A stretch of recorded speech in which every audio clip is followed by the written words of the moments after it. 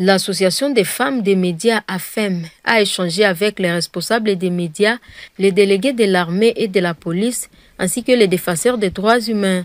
Cette rencontre a eu lieu ce 28 octobre 2024 dans la salle de l'Union nationale de la presse congolaise, UNPC à Goma. Il a été question de réfléchir sur quelques points pour qu'ensuite cette association des femmes des médias fasse des plaidoyers auprès des autorités afin que ces derniers garantissent la sécurité aux journalistes et aux défenseurs des droits humains malgré la situation sécuritaire actuelle. Nous avons abouti, en tout cas, par des connaissances améliorées de tous les participants, notamment les journalistes et des services de sécurité qui ne connaissaient rien de droit international, qui ne connaissaient ce que prévoyaient les droits internationaux humanitaires lorsque les personnes ne participant pas au conflit se retrouvent entre les deux parties opposées. Qu'est-ce qui est prévu pour leur garantie de sécurité, qu'est-ce qui est prévu pour ces derniers afin que malgré les hostilités, ils puissent bénéficier des droits qui leur sont prévus par les textes.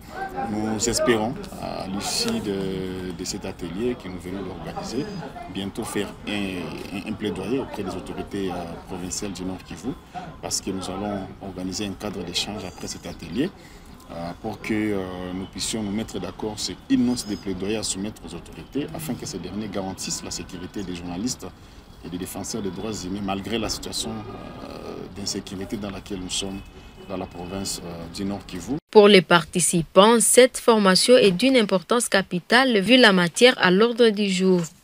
Les temps que nous traversons actuellement est vraiment très compliqué.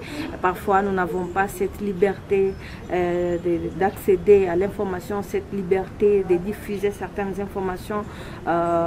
Mais heureusement, nous avons été avec les autorités de l'armée et de la police, ainsi que les autorités civiles qui ont aussi eu le temps d'apprendre qu'est-ce que la liberté de la presse. Nous pensons qu'après cette formation, nous n'allons plus nous heurter à des défis auxquels on s'est heurté avant. La presse est le service de sécurité. Moi, je pense que la collaboration existe déjà. Parce que nous vivons comme le poisson dans l'eau, ou le poisson et l'eau. Je crois que ça va porter fruit. Dites-vous que nous avons commencé, mais ça ne sera pas la fin. C'est très important. À part le droit international humanitaire, on a parlé du droit de la presse, la liberté de la presse.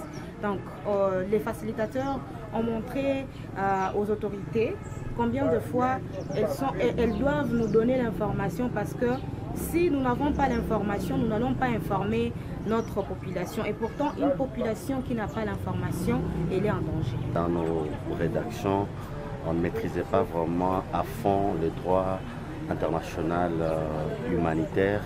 En ce qui concerne notre zone, d'abord une zone en guerre. Mais aujourd'hui, on s'est dit qu'on est aujourd'hui capable, parce qu'au moins en tant que journaliste, nous contribuons à tant soit peu à l'influence des juridictions. À la fin de la rencontre, les participants ont été soumis à un exercice. Ils ont formé des carrefours pour proposer des mécanismes pouvant réduire l'atteinte à la liberté de la presse et se sont engagés pour vulgariser ces enseignements.